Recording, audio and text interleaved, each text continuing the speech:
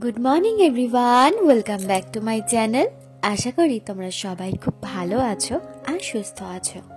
বাজে এখন ঘড়িতে 9:45 মতন, আর এখন থেকে ভিডিওটা শুরু করলাম। সকালবেলা বাসি কাজকর্ম হয়ে গেছে, মিস্টার চক্রবর্তীরও ব্রেকফাস্ট হয়ে গেছে, আর এখন রেডি হয়ে চলে যাচ্ছে অফিসে। আর আজকে সকালের জন্য ব্রেকফাস্ট বানিয়েছিলাম রুটি আর আলু ভেন্ডি ভাজা, আর তার সাথে ছিল ড্রাই ফ্রুটস, আর আরও একটা এক্সট্রা জিনিস অ্যাড হয়েছে, সেটা একটু পরেই তোমাদেরকে বলছি। তো ও তো ওদিকে চলে গেল, তারপর আমিও ড্রাই ফ্রুটস খেয়ে বাড়িতে একটুখানি ফোন করে কথা বলে নিলাম। আর এখন চলে এসেছি আমি সেই জিনিসটা খেতে, যেটা আমরা গত 2 দিন ধরে আবার শুরু করেছি। সেটা আর কিছুই নয়, আমাদের সবারই পরিচিত বিটরুট জুস। আর এটা খাওয়া যে এতটা ভালো আমি সত্যি কিন্তু আগে জানতাম না। আমাদের এখানে তো 12 মাসই বিট পাওয়া যায়, তবে আগে জানলে অনেক আগে থেকেই খাওয়াটা শুরু করতাম। একদিন হঠাৎ করে ইউটিউব ঘাঁটতে ঘাঁটতে এই বিটরুট জুসের বেনিফিটগুলো আমি জানতে পারলাম। তারপর গুগল থেকে সত্যিই জেনে নিলাম যে এই বিটরুট জুস খাওয়াটা কতটা শরীরের পক্ষে উপকার। তো সেই দিন থেকে কিন্তু আমরা এই বিটরুট জুসটা খাওয়াটা শুরু করেছি। তেমন কিছুই না, আগে বিটটাকে ভালো করে কেটে নিয়ে একটুখানি গ্রেট করে নিতে হবে, তারপর মিক্সিতে মিক্স করতে হবে। তার সাথে অ্যাড করতে হবে, যদি কমলা লেবু হয় তাহলে খুবই ভালো, আর যদি কমলা লেবু না হয় তাহলে একটুখানি পাতি লেবু আর সাথে একটুখানি মধু দিয়ে খেতে হবে। আর আমি জানো তো প্রথম 2 দিন কমলা লেবু দিয়েই খেয়েছিলাম, ঘরে ছিল। তবে আজকে আর কমলা লেবু না থাকার জন্য পাতি লেবু দিয়েই খেয়েছি। খেতে কিন্তু মোটামুটি বেশ ভালোই লাগে খেতে। প্রথম দিন তো মিস্টার চক্রবর্তী খেতেই যায়নি, তারপর ওকে বেনিফিটগুলো বলাতে এখন নিজে থেকেই কিন্তু খেয়ে নেয়। তবে ওকে রোজ আমি কিন্তু এই বিটরুট জুসটা দিচ্ছি না, কারণ বিটরুটটা খেলে আমাদের যাদের লো প্রেশার থাকে তাদের প্রেশারটা কিন্তু একটু লেভেলে মানে ওপরের দিকে ওঠে। আর ওর প্রেশার যেহেতু নর্মাল, তো সেই কারণের জন্য ওকে আমি রোজ দিচ্ছি না, 1 দিন কি 2 দিন ছেড়ে ছেড়ে দিচ্ছি। আর আমার প্রেশার জানো তো, বিয়ের আগে বলো বিয়ের পরে বলো, আমার ওই লোই থেকে যায়। তো সেই কারণের জন্য আমি আর কি এটা রেগুলার করছি। শুধুমাত্র প্রেশারের জন্য নয়, আরও অনেক বেনিফিট রয়েছে। আর সুগারের জন্য কিন্তু এই বিটরুট জুসটা খাওয়া ভীষণ ভালো, আমি এটা দেখে তারপরেই ওকে খাওয়াচ্ছি। তো যাই হোক, এখন দেখো চলে এসেছি ঘরের ক্লিনিংটা করে নেওয়ার জন্য। আগে ঘরের ক্লিনিংগুলো করে নিয়ে তারপরে ঢুকবো রান্নাঘরের দিকে। আজকে কিন্তু আগে রান্নাটা করে ফেলিনি, একই টাইমেই করব, তবে কাজগুলো একটু আগেই শুরু করেছি। আর আজকে জানো তো সকালবেলা থেকে ঘুম থেকে উঠেই মনটা ভীষণ ভালো লাগছে। এত বড় একটা আনন্দের খবর, বাড়িতে আবার এত বড় একটা অনুষ্ঠান হতে চলেছে, কার না শুনলে মনটা ভালো লাগবে বলো তো। আর আমার বিয়ের প্রায় 3 বছর পর বাড়িতে আবার এত বড় করে আর একটা অনুষ্ঠান হতে চলেছে। সত্যি কথা বলতে কি জানো তো, এই যে আমি নিজে বিয়ে করেছি, আমার নিজের বিয়ের আনন্দ আমি নিজে এতটা করেছি, আমার না কোনো আফসোস নেই যে আমি এই জিনিসটা করিনি বা ওই জিনিসটা করিনি। প্রচুর মজা করেছি আমরা আমার বিয়ের অনুষ্ঠানে, বন্ধু বান্ধব থেকে শুরু করে আত্মীয় স্বজন কাজিন সবাই। তো আশা করি এই যে বাড়িতে আবার অনুষ্ঠানটা হতে চলেছে, সেই অনুষ্ঠানেও আমরা ভীষণ মজা করব। আর আমার তো এখন থেকে ভীষণ এক্সাইটেড হয়ে গেছি। আমার কথা শুনে তোমরা হয়তো আশা করি বুঝতেও পারছো। একটা কথা ভেবেই এত বেশি আনন্দ হচ্ছে যে বাড়িতে গেলে আবার সবার সাথে দেখা হবে। কতদিন হয়ে গেছে সবার সাথে, অনেকদিন দেখা হয়নি। সেই দেখা হয়েছিল আগের বছর আমার বোনের মেয়ের অন্নপ্রাশনে, তারপরে হবে এই আবার বাড়িতে যাব যখন এই অনুষ্ঠানটা হবে তখন। তো এইগুলো ভাবলেই না মন থেকে একটা আলাদা আনন্দ চলে আসছে। তো তোমাদের তো আগেই বলেছিলাম যে আমার বাড়িতে একটা বড় অনুষ্ঠান হবে, সেটা কি সেটাও তোমাদেরকে আগে বলেছিলাম। তবে যারা জানো না তাদের জন্য আরও একবার বলছি, আমার দিদির মেয়ের জন্মদিন হচ্ছে, 5 বছরের জন্মদিন। দিদির খুব ইচ্ছে ছিল যে অন্নপ্রাশনটা বড় করে করবে, তবে ওই সময়টা কোভিড থাকার কারণে অন্নপ্রাশন কিন্তু হয়নি। আর হিসাব মতন আমার দিদির ঘর থেকে সেরকম কিন্তু কোনো বড় অনুষ্ঠানই হয়নি, না দিদির বিয়ে হয়েছে বড় অনুষ্ঠান করে, না হয়েছে মানে আমার দিদির মেয়ে, ওকে আমরা সবাই ভালোবেসে প্যাম্পু বলে ডাকি, না প্যাম্পুর হয়েছে বড় কোনো অনুষ্ঠান। তো দিদি আর জামাইবাবুর দুজনেরই খুব ইচ্ছে ছিল যে 5 বছরের জন্মদিনটা ওর বড় করে করবে। ও হচ্ছে আমাদের বাড়ি শুধু বলবো না, আমার জামাইবাবুর বাড়ির দিক থেকেও ভীষণ আদরের। মা বাবার তো আদরের হবে প্রত্যেকটা সন্তান, এটা জানাই কথা, কিন্তু মাসি পিসি ঠাকুমা দিদা দাদু সবার ভীষণ আদরেরও। কারণ সত্যি কথা বলতে আমরা নিজেরাই জানতাম না যে ও সুস্থ স্বাভাবিকভাবে জন্মাবে কিনা, এটা নিয়ে আমাদের সত্যি ভীষণ চিন্তা ছিল। তোমাদের বলেছিলাম যে আমার দিদির গোটা প্রেগনেন্সি জার্নিটা আমি কোনো একটা সময় শেয়ার করব। তো চলো আজকে তোমাদেরকে বলি, তার আগে চলো তোমাদের তোমাদেরকে একটা জিনিস দেখাই। এই যে জগন্নাথ ঠাকুরের ফেস পেইন্টটা দেখছো, এটা আমিই করেছি গতকাল দুপুরবেলা। ঘরে একটা এক্সট্রা কেক বোর্ড ছিল, তো ভাবলাম ফেলে দেবো, নতুন করে একটা রূপ দিলে কিরকম হয়। তো সেই কারণের জন্য গতকাল দুপুরবেলা বসে বসে জগন্নাথ ঠাকুরের ফেসটা পেইন্ট করেছি। আর এটা করার আমার অনেক দিনের একটা খুব ইচ্ছে ছিল। আর ওই যেটা দেখছে সাজিয়ে রেখেছি বর আর বউ, এটা তো আমাদের অনেক আগেই করা হয়েছে, তোমাদেরকে দেখিয়েছিলাম। তো সাজানো আর হয়নি, এরকমভাবে সাজিয়ে রাখবো না, যদিও ওয়ালে ডবল টেপ দিয়ে লাগাবো। যেহেতু এখন আমার কাছে ডবল টেপটা নেই, তো সেই কারণের জন্য এরকমভাবে সাজিয়ে রাখলাম। আর কীরকম হয়েছে অবশ্যই কিন্তু আমাকে কমেন্ট করে জানিয়ে দিও। আর এই ছোটোবেলা থেকে জানো তো এরকম টুকটাক হাতের কাজ করতে আমার ভীষণ ভালো লাগে। এই যে যেই দুটো বানালাম, মানে জগন্নাথ ঠাকুর আর বর বউ, সেই দুটোও ঠিক এই জায়গাটাই লাগাবো বলে ভেবেছি। কিরকম লাগবে একটুখানি জানিও তো। ঘরে এই মুহূর্তে ডবল টেপ নেই, তো সেই কারণের জন্য না লাগাতে পারলাম না। ডবল টেপটা এনে লাগিয়ে অবশ্যই তোমাদেরকে দেখাবো। বাজে এখন ঘড়িতে 10টা মতন। আর দেখালাম আমি তোমাদেরকে যে ঘরটা আমার পরিষ্কার করা হয়ে গেছে। অনেকদিন ধরেই ভাবছিলাম যে জানলাটা পরিষ্কার করব, কিন্তু না হয়ে উঠছিল না। তো আজকে ফাইনালি সবকিছু পরিষ্কার হয়ে গেছে, জানলা দরজা। আর বাইরের দিকটা, যখন বাইরের দিকটা ঝাড় দিতে যাব তখন বাইরের দিকটা পরিষ্কার করে দেবো, এখন আর বাইরের দিকটায় গেলাম না। আর এদিকের এই ঘরটাও আমার গোছানো হয়ে গেছে, বিছানা ঝেড়ে ঠেড়ে সমস্ত কিছু। আর ভাতও বসিয়ে দিয়েছি, 10টা যেহেতু বাজে বললামই, কারণ 12টার মধ্যে রান্না বান্না কমপ্লিট করতে হবে। 12টার আগেই আর কি, 12টার সময় খাবারটা নিতে আসে। তো আজকে রান্না করব হচ্ছে বাঁধাকপির বড়া, ডাল আর সোয়াবিন আলুর তরকারি।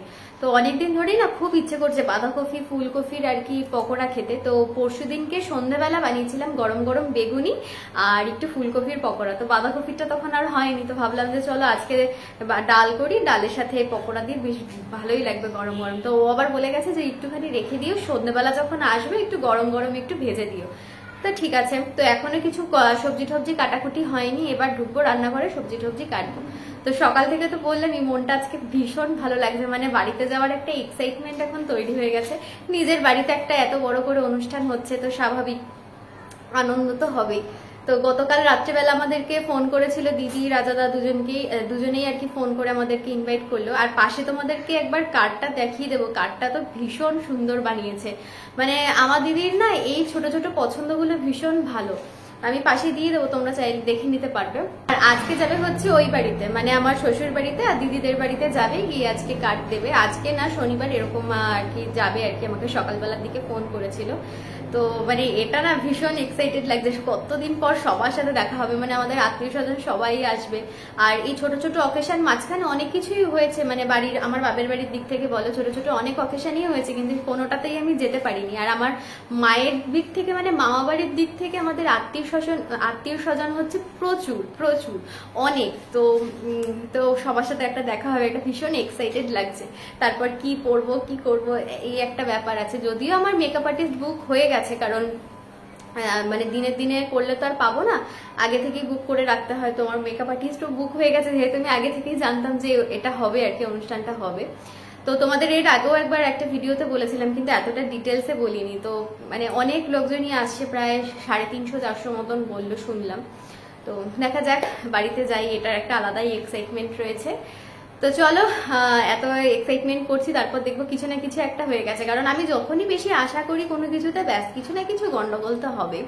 তো যাই হোক, এখন এক্সাইটমেন্টটা কম থাক, এখন যাই রান্নাঘরে, আগে রান্নাটা করে নিই, তারপর তোমাদের সাথে আবার কথা হচ্ছে। তো চলে এসেছি এখন রান্নাঘরে। সবার প্রথমে সোয়াবিনটা জলে ভিজিয়ে রাখবো। আমি না গরম জলে আর ফোটাই না, এরকম ভাবে ঠান্ডা জলে ভিজিয়ে রাখলে সোয়াবিনটা কিন্তু খুব ভালোভাবেই আর কি নরম হয়ে যায়। তো তোমাদেরকে যেটা বলছিলাম, দিদির প্রেগন্যান্সি জার্নিটা, আমরা যখন দিদির প্রথম প্রেগন্যান্সির কথা জানতে পারি, সেটা হচ্ছে আজ থেকে প্রায় 6 বছর আগে। তো ব্লাড টেস্ট করা হলো, ডাক্তার দেখানো হলো। তো ব্লাড টেস্টে কিছু প্রবলেম থাকার জন্য ডাক্তারই কিন্তু সাজেস্ট করেছিল যে বাচ্চাটা রাখা যাবে না। আর সেটাও জানতে পেরেছিলাম আমরা এক লক্ষ্মী পুজোর দিন। তো সবারই বাড়িতে বুঝতেই পারছো মন মেজাজ খুব খারাপ। তো তারপর আবার 1 বছর পর দিদি আবার কিন্তু কনসিভ করে। তো ডাক্তার একদমই বারণ করে দিয়েছিল ওকে কোনো রকম কাজ করতে, কারণ দিদির যেহেতু আগে একটা এরকম হয়েছে, তো সেই কারণের জন্য বলে দিয়েছিল যে পুরোপুরি যাতে বেড রেস্টে থাকে। তো ওকে সেরকমভাবেই রাখা হয়েছিল। ও ওপর থেকে সকালবেলা ব্রাশ করে নিচে আসতো, নিচেই খাওয়া দাওয়া করতো, আবার রাত্রেবেলা শুধু ওপরে শুতে যেত। তো এরকমভাবে 2 মাস খুব ভালোভাবে কেটে গেছে। যখন 3 মাসেও পড়লো, সেই সময় একটা ভয়ঙ্কর দিন আমাদের সবার সামনে চলে আসে। একদিন রাত্রেবেলা বলবো না, ওটা ভোরবেলাই বলবো। সবই নর্মাল, দিদিও খেয়ে দিয়ে উপরে চলে গেল, আমরাও খেয়ে দিয়ে ঘুমিয়ে পড়েছি। হঠাৎ করে দেখছি, আমার দিদা তখন আমাদের বাড়িতেই ছিল, হঠাৎ করে তখন দেখছি যে ঘরে না একটা দৌড়াদৌড়ির আওয়াজ হচ্ছে। আমার ঘুম ভীষণ পাতলা, তো ঘুম থেকে উঠবো মানে বিছানা থেকে উঠে নামবো, এরকম সময় দেখছি যে আমার মা দরজা খুলে আমার ঘরে ঢুকলো, আবার বেরিয়ে গেল। তো তারপর আমিও বুঝতে পারলাম যে কিছু একটা অঘটন ঘটেছে। তো এই ভেবে আমিও কিন্তু তাড়াতাড়ি করে বিছানা থেকে নামলাম। তো নেমে দেখলাম যে রাজাদাও মানে আমার জামাইবাবু ওপর থেকে নিচে নেমে আসছে ন্যাপকিন নিয়ে যাবার জন্য। তো কি হয়েছে, কি বৃত্তান্ত, কিছুই বুঝতে পারছি না। তারপর আমরা ওপরে গেলাম, ওপরে গিয়ে দেখছি আমার আগে মা চলে গেছে। তো আমি ওপরে গিয়ে দেখছি, আমাকে দেখে দিদাও মানে একটা ভয় পেয়ে গেছে। দিদাও ওপরে এসে দেখছে যে দিদির প্রচন্ড ব্লিডিং হচ্ছে। তো আমরা প্রথমটায় দেখে ভেবেছিলাম যে এতটা যখন ব্লিডিং হচ্ছে তার মানে মিসক্যারেজ হয়ে গেছে। তো দিদিও এটা ভেবে প্রচন্ড কান্নাকাটি করছে। আর ব্লিডিং এর ফ্লোটা ছিল ঠিক এরকমই, দেখে মনে হচ্ছে কেউ এক মগ জল মেঝেতে ঢেলে দিয়েছে। যেরকম মেঝে থেকে গড়িয়ে জলটা যাবে ঠিক সেরকম ফ্লোতে ওর ব্লিডিংটা হচ্ছে। মানে আমরা সবাই ভেবেছিলাম যে মিসক্যারেজ হয়ে গেছে। তখন ভোর 4টে মতন বাজে, আমরা হসপিটাল ওকে নিয়ে গেলাম, ভর্তি করা হলো। ডাক্তার আসলো, ডাক্তার এসে দেখে বললো যে না, মিসক্যারেজ হয়নি, তবে পেটে একটা ব্লাড ক্লট জমে গেছে। ব্লাড ক্লটটা যদি ওপরের দিকে উঠে যেত তাহলে বেবি নষ্ট হয়ে যেত, ওকে বাঁচানো যেত না। তো ব্লিডিংটা হয়ে যাচ্ছে, দ্যাটস মিন খুব ভালো, কিন্তু ওকে এখন পুরোপুরি বেডে থাকতে হবে, মানে বেডে বসে খেতে হবে, বেডে ইউরিন পটি সমস্তটাই বেডে। আমার দিদি 3 থেকে 5.5 মাস পর্যন্ত পুরো বিছানাতেই ছিল, বিছানাতেই পটি করতো, মানে বেড পেন অবশ্যই ছিল, বিছানাতেই টয়লেট, বিছানাতেই খাওয়া দাওয়া সমস্তটা। এবং তার সাথে চলতো ইঞ্জেকশন। দিদিকে এমনও দেখেছি পেটে ইঞ্জেকশন দিদি দিতে পুরো পেটে কালশিটে পড়ে গেছে। আর আরও একটা ইঞ্জেকশন দিত, যেটার জন্য ভয়ে আমরা সবাই ঠোঁটস্থ হয়ে থাকতাম। ইঞ্জেকশন দিতে ঢুকলেই আমরা আইস ব্যাগ নিয়ে দিদির সামনে বসে থাকতাম। ইঞ্জেকশনের সিরিঞ্জ বের করতো আর সেই জায়গায় বরফ মানে আইস ব্যাগটা দিতাম। প্রচন্ড ছটফট করতো, ব্যথায় কান্না করতো, মানে অনেক কষ্ট সহ্য করেছে। ঠিক এরকম 1 থেকে 1.5 মাস চললো। আবার 7.5 মাসের মাথায় আমরা জানতে পারলাম যে প্রি ম্যাচিওর বেবি হবে, তার কারণ পেটের জলটা শুকিয়ে যাচ্ছে। তো প্রি ম্যাচিওর বেবি হবে মানে আমরা তখন আরো ভয় পেয়ে গেলাম, কি হবে, এই হসপিটাল ওই হসপিটাল দৌড়াদৌড়ি করে যেই ডাক্তারকে দেখালো উনি সবটা ঠিক করলো। মানে এক কথায় দিদির ভাষায় উনি হচ্ছেন দিদির কাছে ভগবান। তো তারপরেই আমাদের কাছে আসলো আমাদের এই ছোট্ট ফুটফুটে প্যাম্পু। তো অনেক কষ্ট করে দিদি বাচ্চাটাকে জন্ম দিয়েছে, আমরা নিজের চোখে দেখেছি কতটা কষ্ট সহ্য করেছে। এখন যতটা ইজিলি তোমাদেরকে বললাম, এর থেকেও বেশি কঠিন ছিল তখনের সিচুয়েশনটা। আমরা নিজেরাই জানতাম না যে দিদি সুস্থভাবে প্যাম্পুকে এই পৃথিবীতে আনতে পারবে কিনা। আর সেই কারণের জন্য ও কিন্তু আমাদের প্রত্যেকের নয়নের মণি। আর এত কষ্টের মধ্যেও যেটা জলের মতন বেরিয়ে গেছে সেটা হলো টাকা। তো চলো আজকের জন্য এখানেই ভিডিওটা শেষ করলাম। ভালো লাগলে চ্যানেলটা সাবস্ক্রাইব করে দিয়ে পাশে থেকো। তাহলে আজকে এখানেই শেষ করলাম, টাটা।